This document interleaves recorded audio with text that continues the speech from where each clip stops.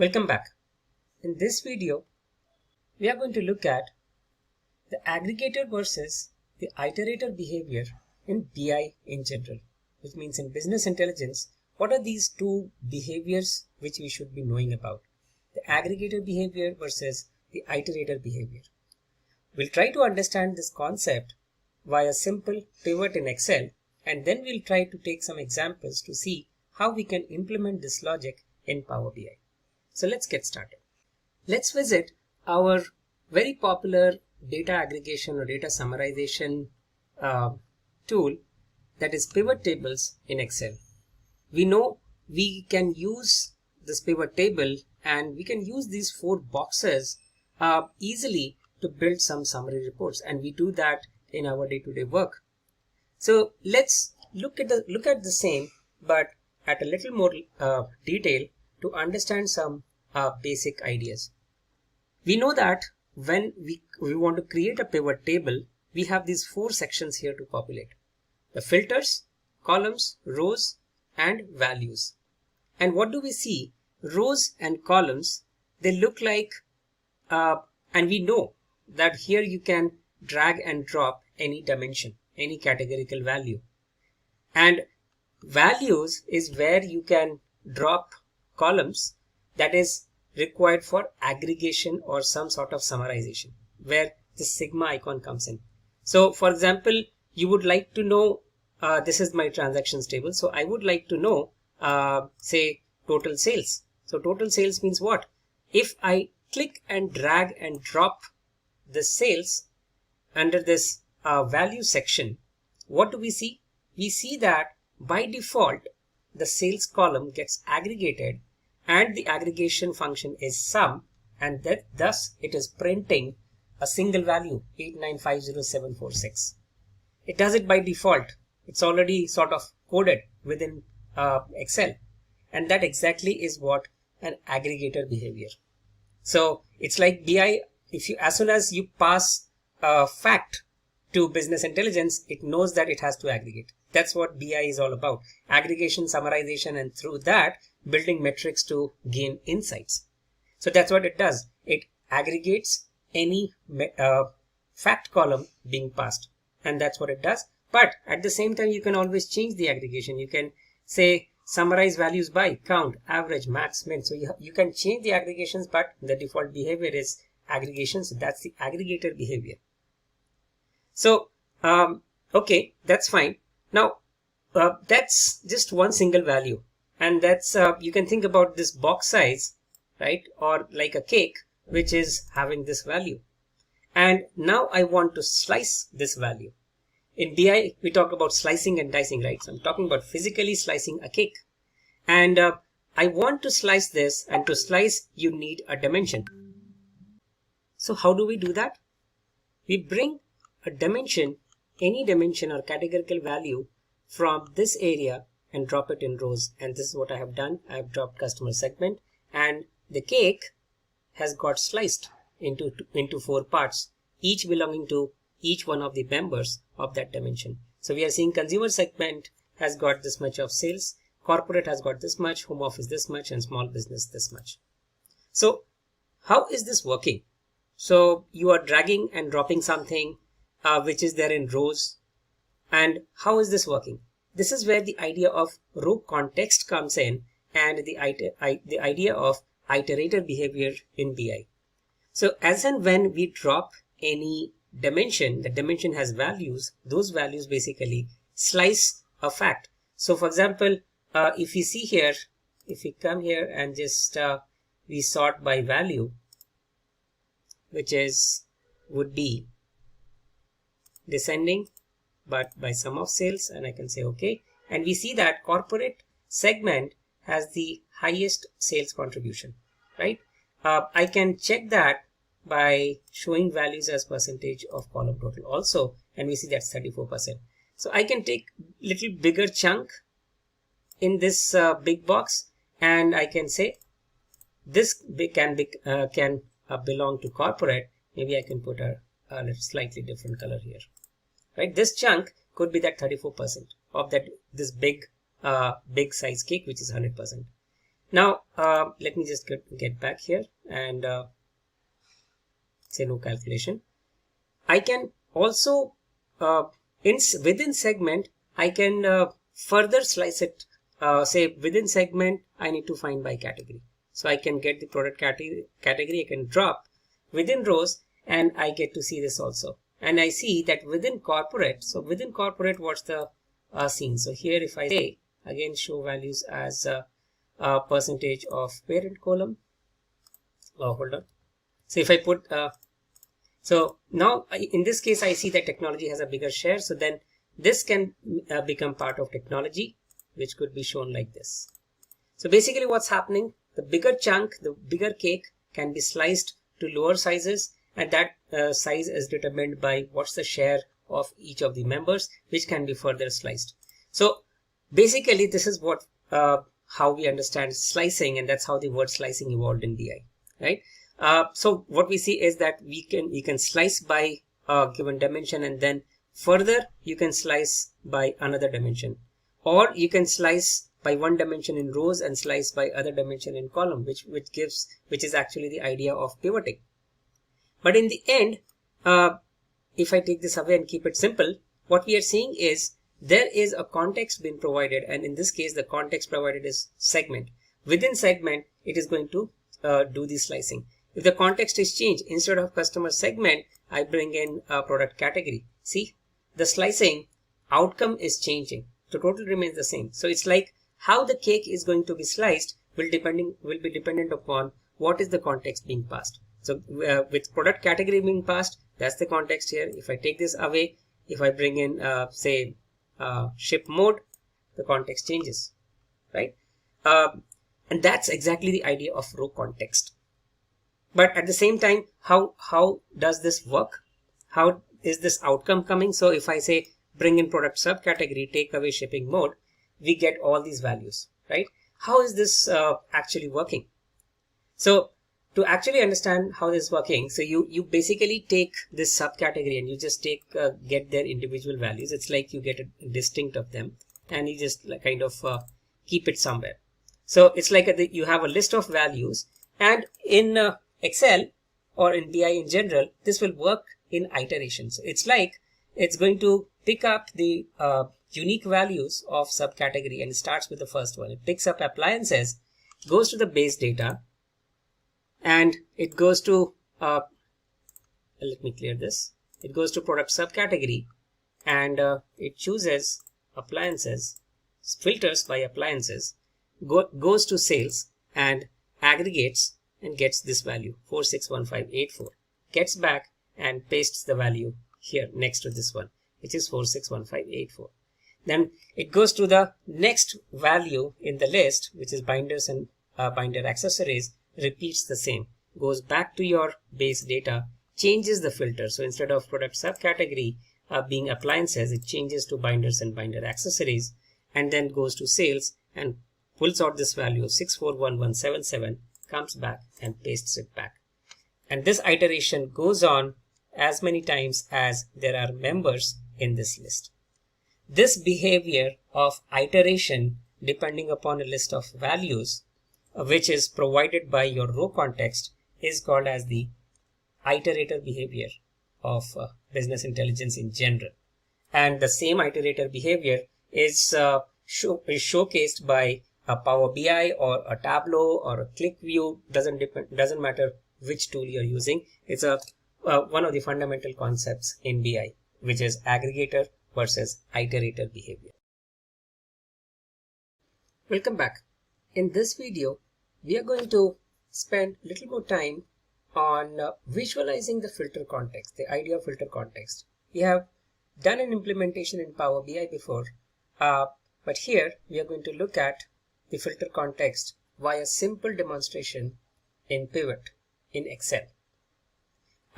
We are then going to look at how do you implement filter context in Power BI, and we will then look at some of the different use cases of filter functions. Filter functions like filter, of course, functions like all, functions like all selected, and functions like distinct. So we are going to look at some of these functions which are ultimately giving tabular outcome, and we are going to understand the implementations under the perspective of filter context and the row context, which we have earlier seen. So let's get started. So while working in Excel, we had seen that we have by product subcategory the sum of sales. This is what the aggregation is, or your explicit measure, or your aggregator, and for each value of subcategory your iterator behavior comes in. So what we have dragged here, product subcategory, that defines the row context. But what defines the filter context?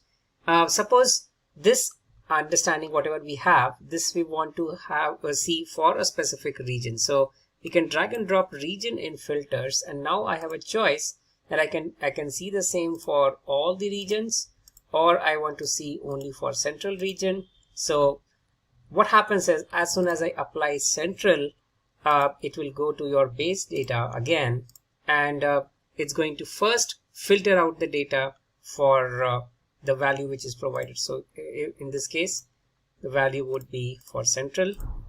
That is the filter context applied, and then within that filter context, it's going to work for the context of each of the row. Again, it is going to bring in the iterator behavior.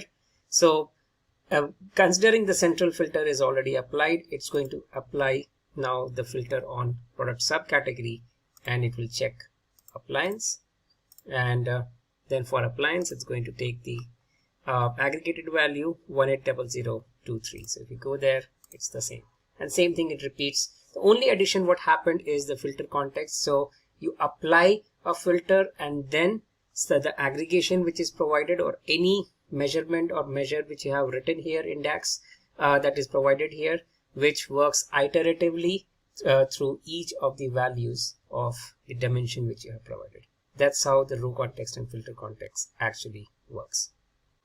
So to see filter context in action, so let's quickly check out the DAX reference, and let's go ahead and check some of the filter functions available.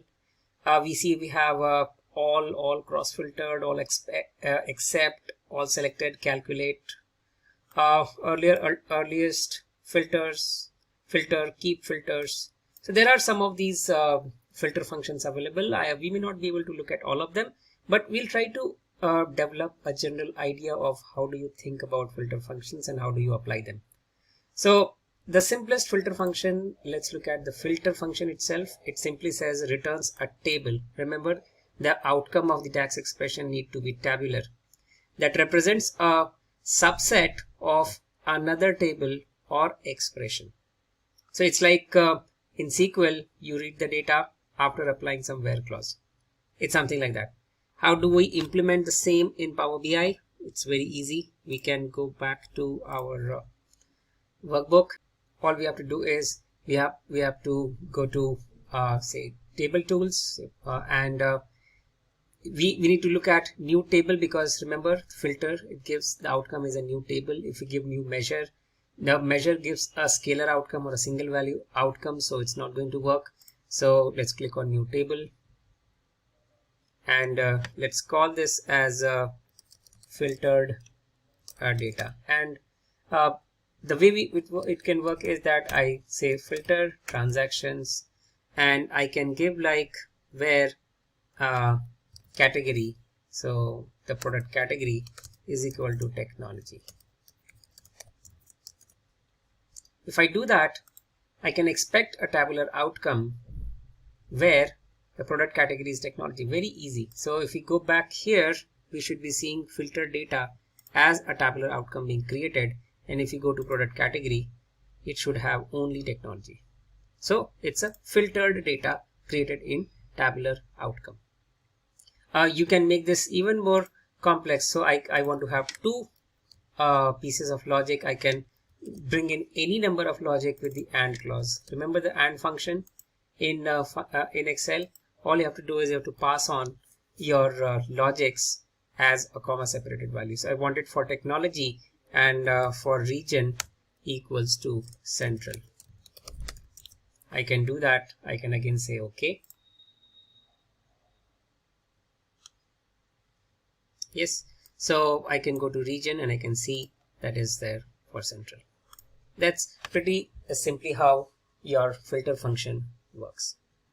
Now, if we want to implement something like this, what we had implemented, say for the value being passed, or for say for central, you get this outcome. If you want to replicate the exactly this outcome in Power BI, how do we do? How do I go about it? So one is that use the pivot table, and we have got the aggregation, and in this one, how do I add the filter part? So one way is that I can get the region, and I can drop the region in filter, so and say filters on this visual.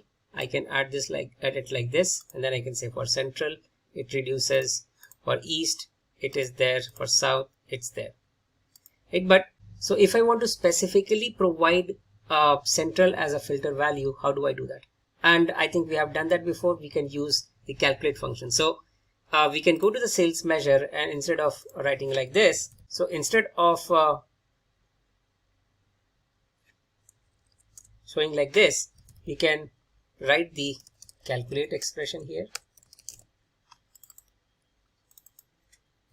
Calculate, and calculate expression says that you provide an expression in the context of a filter. So this is where it will exactly replicate what pivot does. So we can here say filter and transactions. I can say like this: filter transactions table, and here we say region equals central. This is one way to do that, or you can simply straight away say provide like this. It's as simple as that. That's it, right? And you can say OK. So what you are getting is, in the same table, you are getting the sales also and the sales measure also. And now you should be able to understand how knowing DAX expression and being able to write explicit measures helps you. So here you can actually bring in both. In the earlier way, if I take this away and if I bring in central, if I apply filter, it just gets filtered out. I don't know without, say, if I wanted to have both columns, right? So to do that, we can bring in sales measure, and actually I can duplicate it, and I can create two measures. One is just sum of sales, and one is sum of sales under the filter context provided by region. So I can just, as I said again, we can bring it, and here we can look at both of them together. That's the power of explicit measures. That's the power of filter context applied. So now, with the idea of filter context and row context sorted out, and the idea of using explicit measures in different ways to get different calculations, let's understand one scenario and see how we can use DAX expressions and the idea of row and filter context to implement them. So what I'm looking for is that I want to show these numbers as percentages, and we have already done that before. So I'll do it once again. I'll take this data and I paste it somewhere else, and what I want is that this value divided by the total of this, right? And this is, we can ensure that the window doesn't move by providing dollars, and if I drag it down and convert it to percentage, give 2 decimal places, we got this outcome, which is subcategory sales and sales contribution. So how is this working? So to make this work, you have to break it a little bit. You have to get the sum first, and just repeat it the way we were doing before. It's just that to print the total first, I'm printing the total, And then what I'm doing is I'm simply doing this divided by this actually, right? And that's what is resulting in this percentage outcome. So my goal is, how do we implement this using Power BI? We know the iterator behavior, we know the aggregator behavior, we know the row context, we know the filter context. How do we go ahead and do it? So let's give it an attempt. And for this, you have to just remember, how did you achieve this in Excel? What did we do? If I go with the row context, it's going to take up the first value, apply the filter, then aggregate. But how do you achieve this? If you apply the row context, which means on the base data, you got this appliance filter got applied. If the filter got applied, how do you calculate this? Because this one requires the filter to be unapplied, or filter to be cleared or taken away, right? So to implement the idea of actually taking away the filter or coming out of the row context is where the DAX function of all function comes into the picture. So we look at the all function, and all function says return all the rows in a table or all the values in a column, ignoring any filters that might have been applied. This function is useful for clearing filters and creating calculations on all the rows in a table. That's exactly what we are trying to do, and that's exactly what we are going to do in this case. So we are going to create a new measure again, and let's call this as sales total, and we are going to use the calculate function. We are going to use the sum of sales.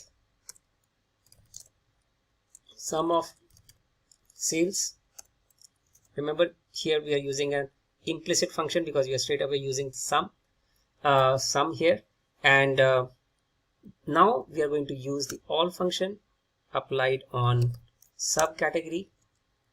This will ensure that in a given context it comes out of that filter and does the sum total on the entire data. So if I do this and say OK, you should get your sales total measure created. Drag and drop. That's what it does. It prints out the entire total, right? That's how the outcome is. And if you see here in this case, the data which is being taken, it was for central actually. So if you had cleared that, this would be 8950. So that would ultimately match. So after you have done this, you have to get the contribution. How do you do that? This value divided by this value.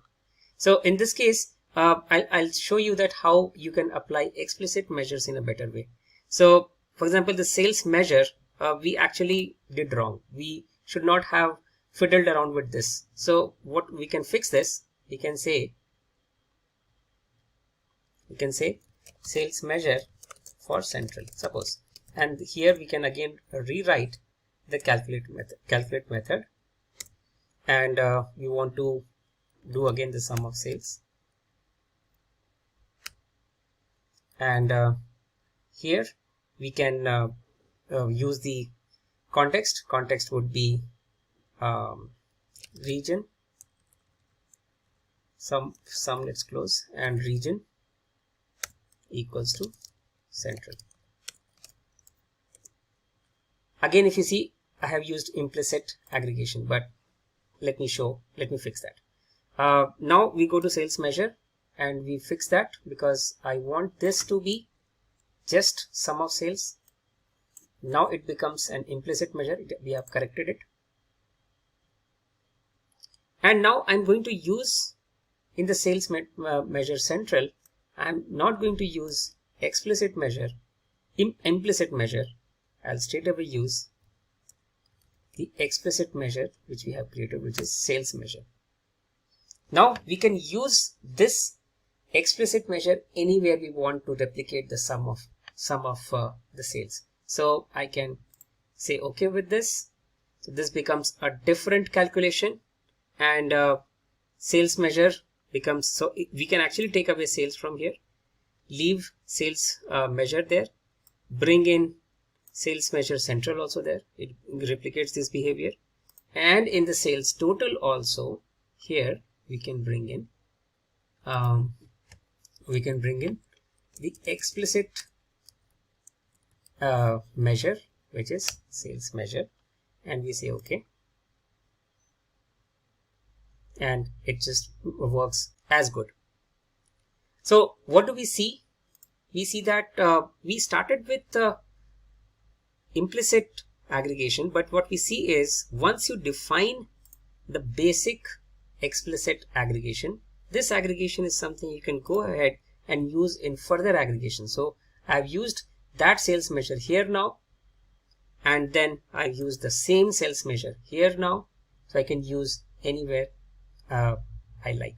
And now at the same time I want to create a ratio or percentage, so I can create one more measure, and that measure is going to be my sales contribution, and this is as easy as your sales measure divided by the other aggregation, which is sales total. That's it, and we say okay, and we bring that sales contribution here, and you remember, if you have clicked here, just click on percentage, it should get converted to percentage, and you are getting the same outcome as you have got in Excel. So if you go back and check, it looks like the same. It's just that since because of the filter applied, it got but the calculation, the behavior works as it is. So what do we see? We see that this entire calculation, what you see is happening implementing the idea of aggregator as well as iterator. So as soon as you have dragged and dropped product subcategory, the context changes. But for appliance sales measure, if you look at sales measure, the explicit measure, it does not know any context. The context needs to be applied, and that's why it gets to apply the filter, a filter for appliances, and that then applies the explicit aggregation. And for the second case, you see the filter in the given context, the filter context is applied, and after the filter context is applied, then the aggregation is taking place where you're using explicit aggregation already. In the case of total, in order to come out of that row context, we use the all method. It basically it unfilters or clears the filter, then does the aggregation, and then prints. Hence, it is for every subcategory, it is printing the entire total, and hence we are finally using a very simple measure, which actually is made up of multiple measures, which is sales contribution, which is column A by column B, and hence you are able to get this outcome. Now let's build on to the same outcome, and let me bring a slicer in the visual, and let's have its value be the distinct values of product subcategory. Let me convert this to a drop down. It looks like this, and if we look at this outcome, and suppose I want to press Control and click on appliances, binders, bookcases, chairs. In that case, if we see the number of records are going to reduce because I'm applying filter.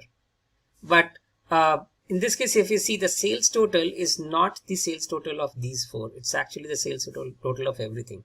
So all function is working. It's working as per it should. It should be clearing any filter which is applied on the table. So how do I get this behavior where only for whatever values I have chosen, the aggregation should be done? That's where all selected comes into picture. So what we are going to do is the sales total, something similar. So let me just copy this, and let's go and create a new measure. And instead of total, let me name this as all selected. And instead of all, I'll be using all selected function. For product subcategory, I'll say okay. And let's bring this all selected into the visual, which is here. Let's put it next to sales total.